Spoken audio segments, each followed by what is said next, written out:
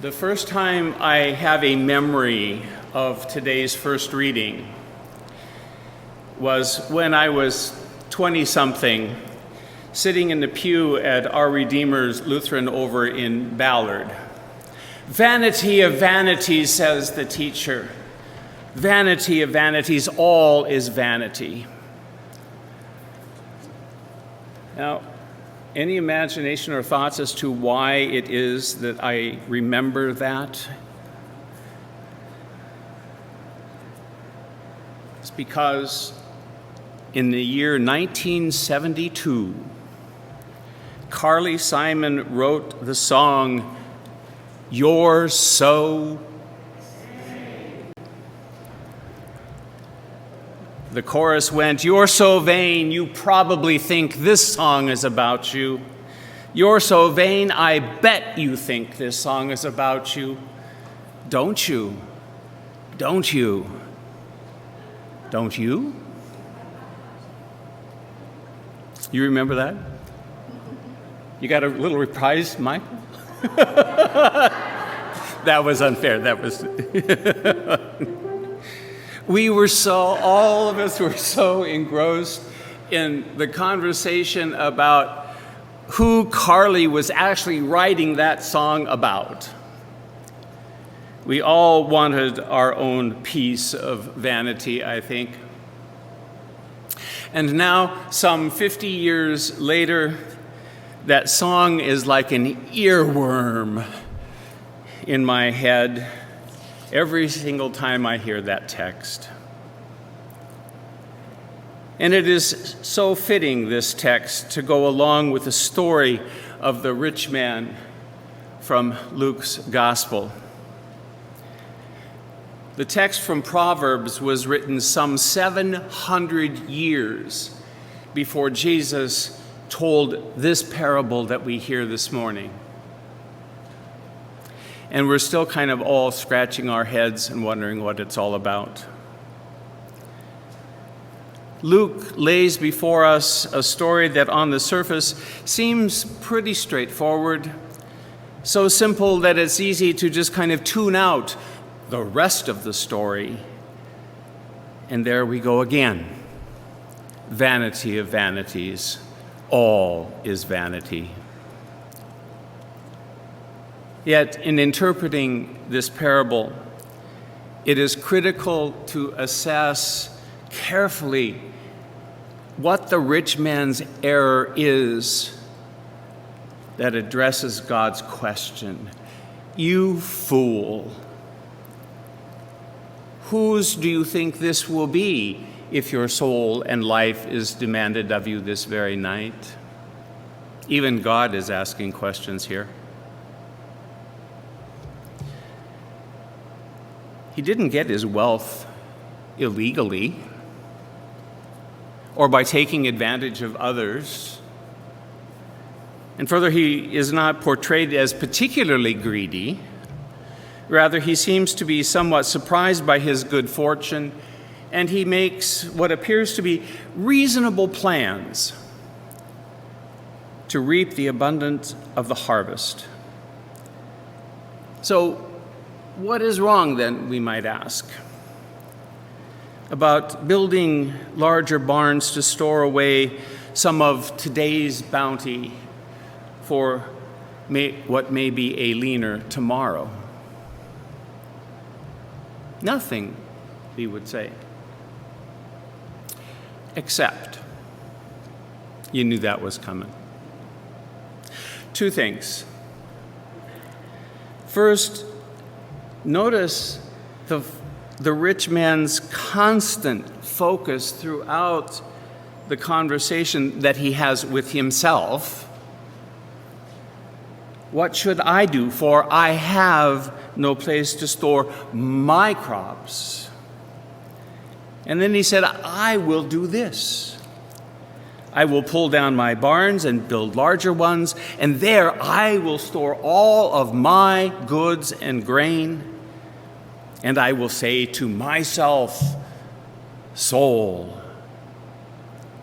You know the rest of it, right? It is that relentless use of the first-person pronoun I and my that betray a preoccupation that the rich fool has with himself. There is no thought in using the abundance to help others. There is no expression of gratitude for his good fortune, no recognition of God at all anywhere in the story. He has fallen prey to worshiping the most popular of all gods, the unholy trinity of me, myself, and I.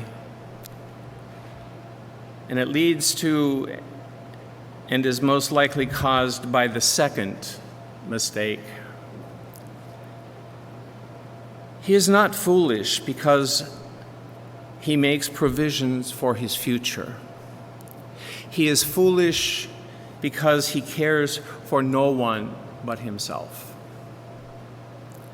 Soul, you have ample goods laid up for many years.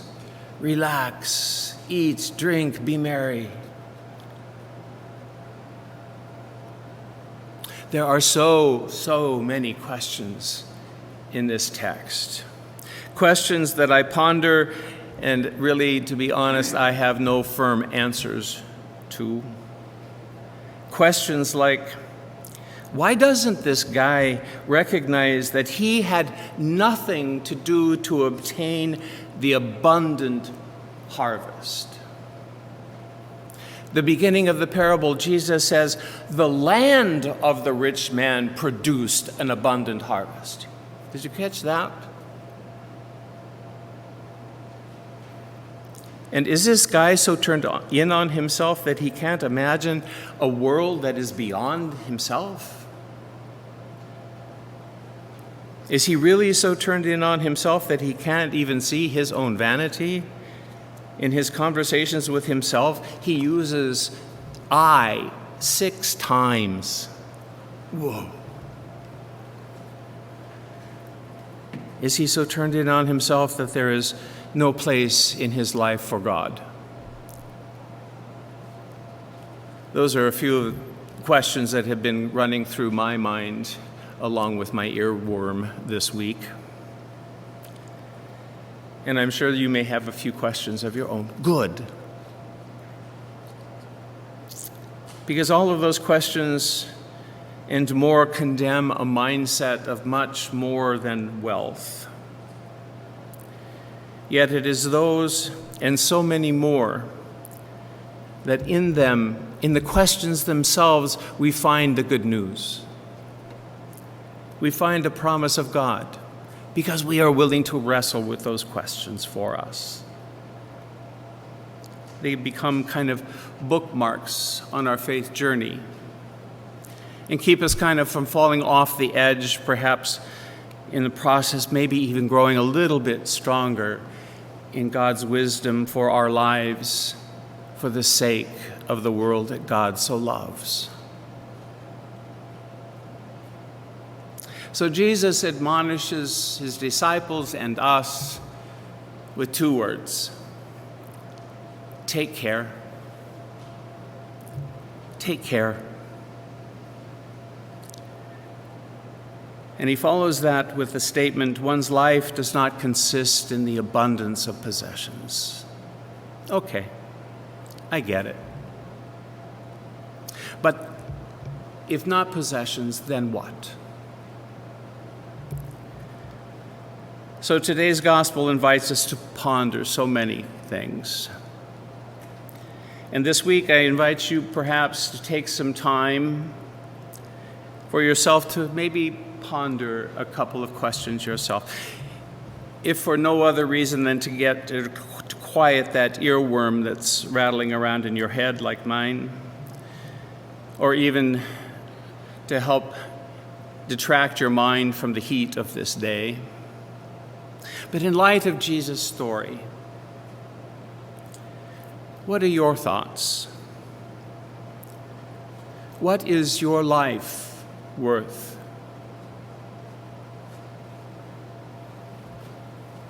What is the value of your life? Amen.